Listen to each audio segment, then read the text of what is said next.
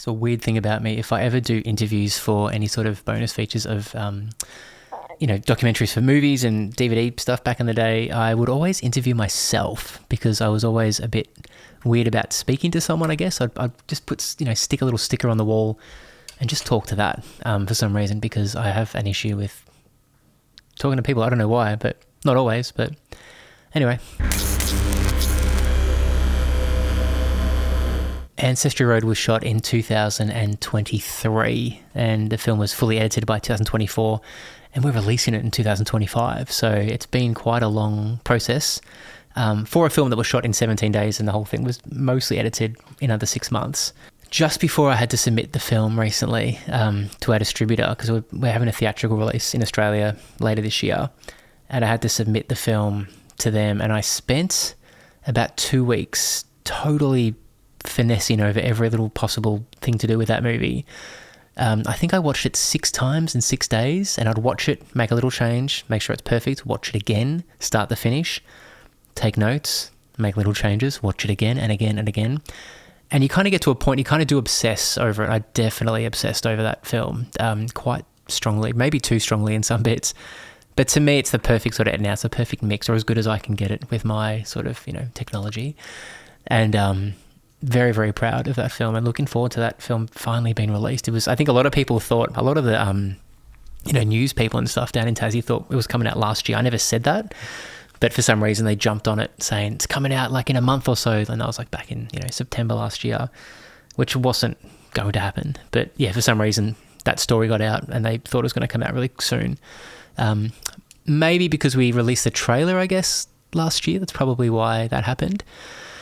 But yeah, that film's it's sitting, it's waiting, it's ready to go. So great news about that coming out very shortly about our theatrical release in Australia. Still working on the UK and US release as I speak, as I talk right now to the camera. I've got 2 other projects I'm working on at the moment. I've got there's one that I'm completely in love with at the moment that it's all about video stores. And it's set sort of around the time I grew up in the late 80s.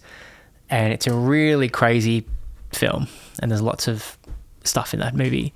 And I'm very much in love with that. And that's a film I probably should be making next. It does scare me a little bit of how large scale that film is, but I definitely should be making that film next. The other project is a very small film. And usually I go big, small, big, small, big, small, because I find it just keeps my creative things flowing if I'm waiting for the bigger project to take off.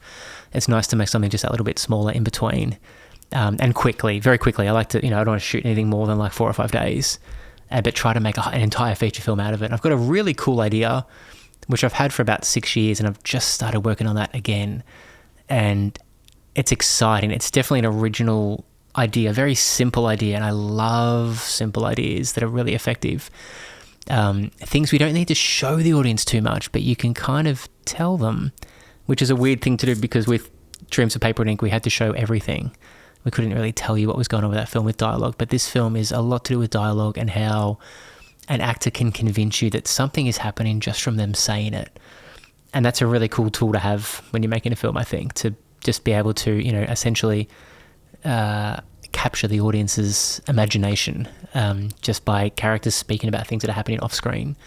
And so that's an interesting tactic I want to look at for this next project. And I know what's going to happen in the next film. I know how it's going to happen.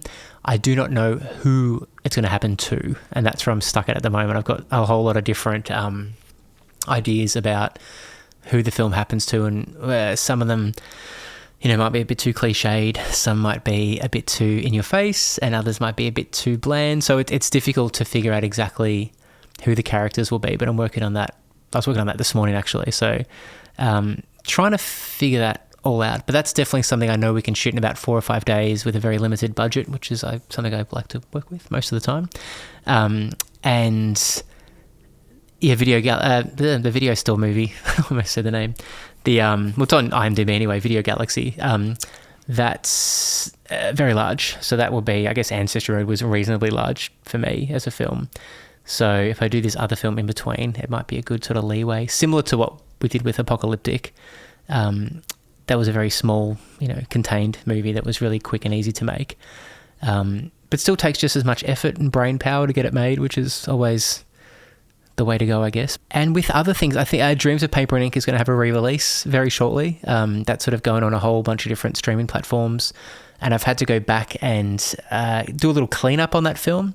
I guess looking at it with fresh eyes, especially after grading Ancestry Road, I noticed a lot of errors in that film in the way I graded it. So I've sort of gone back and given it a bit of a cleanup, just a very slight thing. You'd never would even really notice it. A little bit of film grain, all that sort of fun stuff. So that's coming out very shortly. And I got to watch that movie again. I haven't seen that film in, I don't know, more than a year, maybe 2 years. And it's still pretty good. I still kind of got into it, surprisingly. I sort of could almost look at it with fresh eyes. And I'm really, really impressed with the acting in that film. I really feel like Tamara and Will and Neil all did some really great stuff. And I would love to work with them again if I can in the future. So that was, it was good. It was really good to revisit that film. If you haven't seen it, it's on YouTube. It's called Dreams of Paper and Ink. It'll be on a lot more streaming platforms worldwide shortly. And there's no dialogue. It's a love story with no dialogue, which is essentially a boring film. And that's what I was always really worried about. Because I know as an audience, I made that film very personally for me. And as an audience member, I know that it's something that I would not seek out to see other than curiosity as a filmmaker. So the wider public, I don't think really took that film in, which is interesting, like some of the other projects I've done. So it's always a weird one. It's always an interesting one of how that all comes about. So yeah, for whatever reason, that film didn't have a huge response from the audience, but the people that did see it, like once you sort of get over that hill of like, okay, I will watch the film, which is the hardest hill to get over. Once they're in the film, they really like it. They really sort of appreciate it and get it and understand it and take something away from it, which is really great. But it's the getting the people to see it in the first place. That's the really difficult part. And I think that film, in my opinion, sort of failed with getting the audience in initially. But all the reviews, we've got really good reviews. Every review's been great for that film. So it doesn't always happen like that. Usually you get, mixed or bad. But that film got all positive. So go check it out. Dreams of Paper and Ink. No dialogue. Great film. What else is going on? I think 41 is now available on DVD again through Film Hub. So I think they're selling that through Amazon. I don't have anything directly to do with that happening, but there's a company selling DVDs at the moment. So you can get a copy of 41 through Film Hub. They didn't do a great job, I don't think, with the cover art. I think they've just copied and pasted and put some really bad fonts on there, but that's what happens with that particular sort of distributor. So the film's out and about, so which is great, which is really good. What else is going on? I had to getting back to Ancestry Road, I had to do a new poster. The initial poster that we did was AI. So it's an AI image, and I did all the other artwork and stuff around and adjusted it a fair bit. But I didn't want to go down that road. And I think, not because it doesn't bother me personally, I think it's the wider audience at the moment and the appeal of AI. We're at a very interesting crossroads where I think everyone really wants to be using it because I think it actually is amazing. But there's still a lot of pullback of like, you can't use AI, and a lot of films have got some pretty bad, responses from using AI. So we've got no AI in the film. It's just the poster. So I had to develop a new poster, and I really struggled with that for a very long time because I didn't know how the poster should look. And so I had to just go through all our photos, all our behind the scenes photos. And I found about 2 or 3 images three or four, I should say, images that were good. And Grant, our photographer, Grant Salter, took a photo behind the scenes, and it wasn't set up. He was just standing there. Got a great photo of the cast in the film, standing there. They're all smiling and looking in the one direction. And I'm like, that's a really good photo. So did a bit of Photoshop, I cleaned it up a little bit. I had to, wipe off a bit of a logo on, I think, Seb's shirt, to sort of take away that distraction of text.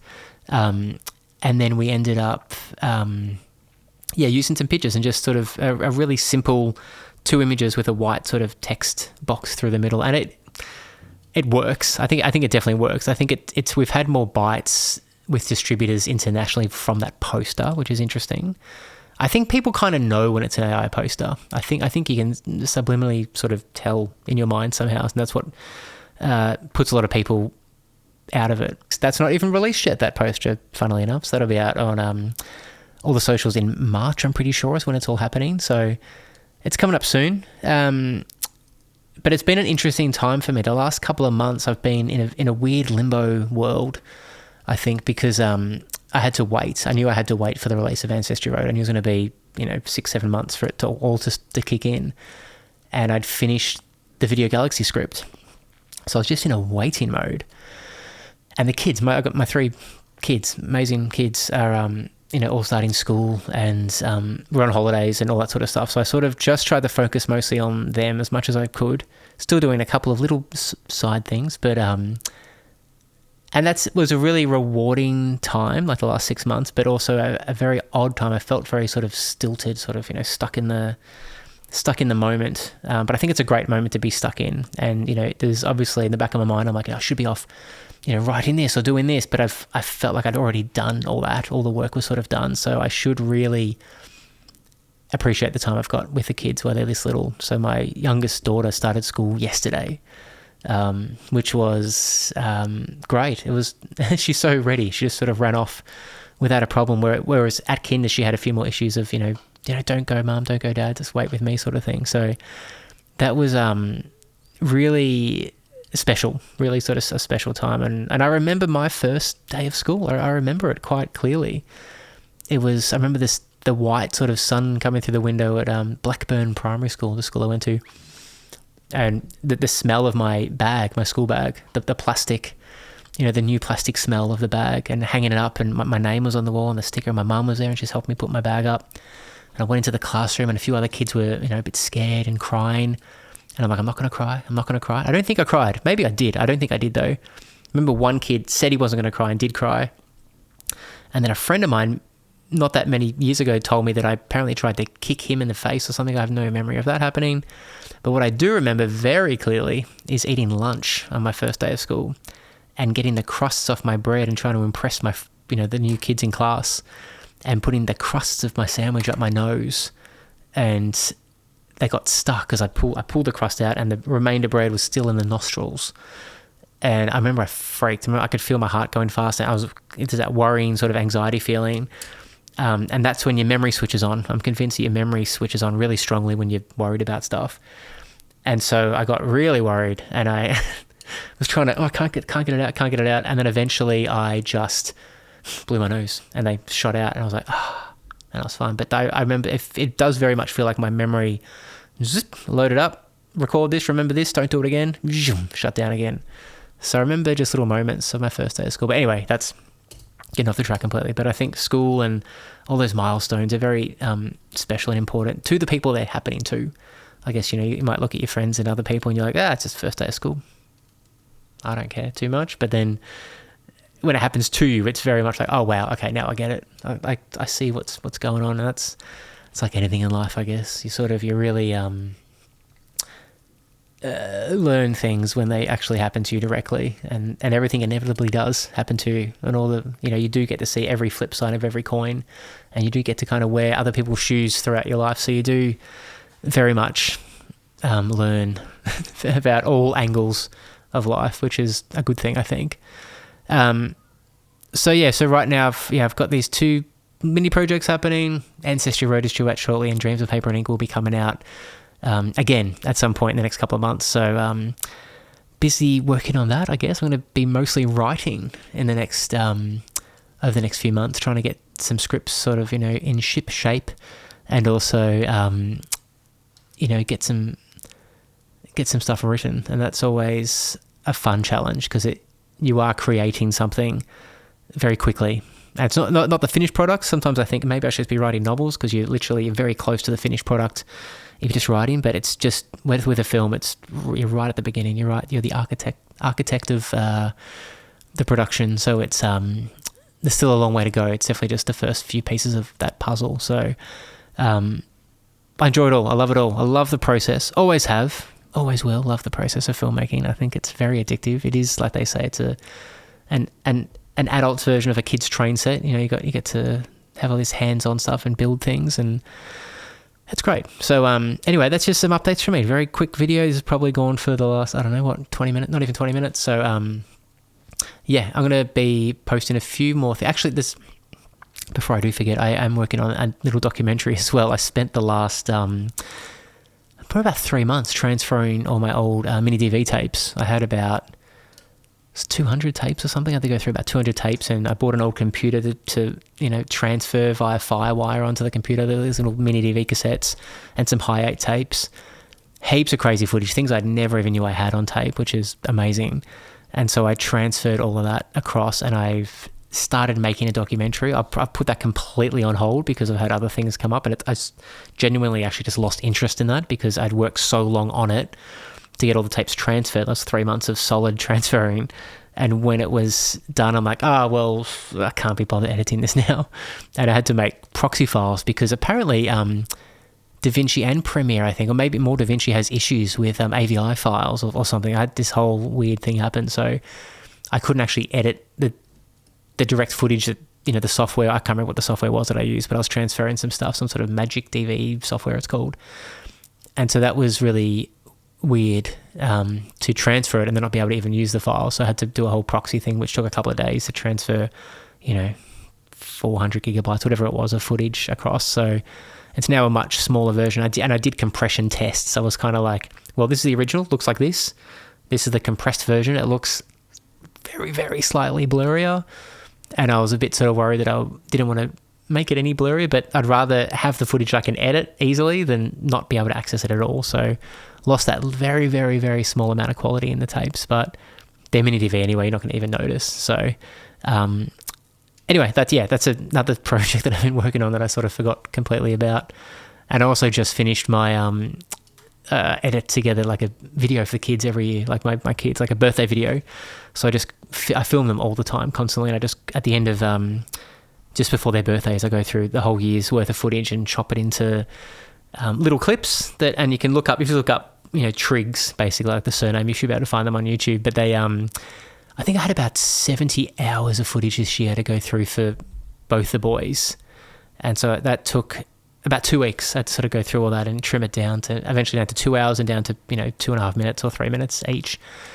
It's a great editing exercise. I never think I'm going to get it done on time. I think I got Clark's one done in like 3 days, which I never thought I would do, but I definitely got it done before his birthday, which is what I wanted. So anyway, rambling on about nothing. Thank you for watching. Please subscribe if you have not subscribed. And I might post another update at some point, but that's where we're at. So yeah, I'll see you next time.